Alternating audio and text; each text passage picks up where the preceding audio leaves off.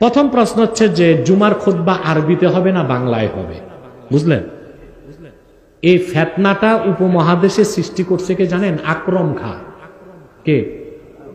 আকরাম খাঁ। আকরাম খাঁ, তার সাথে দ্বন্দ্ব ছিল ডক্টর শহীদুল্লাহ। এই ফিতনাটা প্রথম শুরু করছিল ডক্টর শহীদুল্লাহ। সে প্রস্তাব করছিল যে এখন থেকে নামাজে আমরা বাংলায় তেলাওয়াত করব। কিভাবে? আলহামদুলিল্লাহি রাব্বিল আলামিন, এটা অনুবাদ করব, অনন্ত অসীম প্রেরণময় তুমি বিচার দিনের স্বামী। নামাজ হবে? সে তখন শহীদুল্লাহ আরবি জানতো, 8টা ভাষায় জ্ঞান ছিল। তো সে দলিল দিছে ইমাম আজম আবু হানিফার একটা মত, এটা হেদায়েতও আছে, আলেমরা পাইবেন, হেদায়েতে আছে। আবু হানিফা বলছেন ফার্সি ভাষায় নামাজ পড়া যায়, ফার্সি ভাষায়। এখন আবু হানিফা এটা কেন বলছেন? প্রথম কথা, আমরা ব্যক্তি আবু হানিফাকে মানি না, আমরা তার মাযহাব মানি। অর্থাৎ কোরআন সুন্নাহ থেকে তিনি যে নীতিতে মাসালা দিয়েছেন ওইটা মানি। নীতিতে উনি যেটা ভুল করছেন ওনার ছাত্ররাও মানে নাই, আমরাও মানি না। তো কিছু মাসালা ওনার ভুল হইতেই পারে। 2, ইমাম আজম ওনার 2 ছাত্র ইমাম মুহাম্মদ ও ইমাম আবু ইউসুফ ওস্তাদের এই ফতোয়া নেন নাই। তারা বলছে যে না, ফার্সিতে নামাজ পড়লে নামাজ হবে না। মৃত্যুর 6 দিন আগে আবু হানিফা নিজের মত পরিত্যাগ করে ছাত্রর মত মেনে নিয়েছে। এর নাম হানাফি মাযহাব। এখানে কোনো ব্যক্তি পূজা, আবু হানিফার পূজার সুযোগ নাই। কোরআন হাদিস মানতে হয়। লামাযহাবিরা না বুঝেই আবু হানিফার বিরোধিতা করে। কথা বুঝতেছেন? 2, ফার্সি ভাষায় নামাজ চলে, এটা ইমাম আজমের মুফতাবিহি বক্তব্য না। ডক্টর শহীদুল্লাহ ওই মত ধরে সে প্রচার করতো ফার্সি চললে বাংলায় চলবে না কেন। ওলামায়ে কেরাম তারে ধরছে, পরবর্তীতে সে হার মানছে। ওই ধরনের ফিতনাবাজদের অনুসারীরাই বাংলাদেশে এখন প্রচার করতেছে খুতবা হবে কিসে? না, হবে না, চলবে না।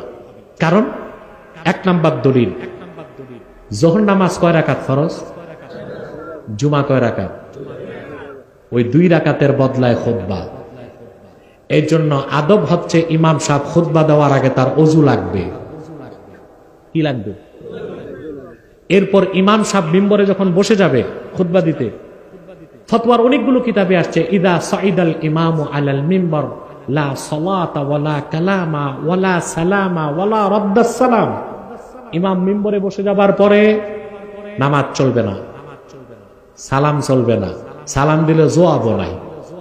কারণ এটা নিছক খুতবা না, এটা হচ্ছে 2 রাকাতের কায়েম মাকাম। কথা বুঝেন? 2 রাকাতের। এই জন্য খুতবাটা নিছক খুতবা নয়, খুতবাটা জুমার একটা অংশ বলে অবশ্যই খুতবাটা আরবি হতে হবে।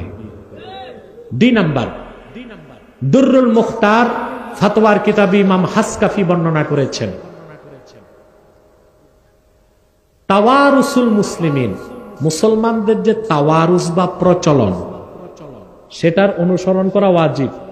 অনুসরণ করা কি?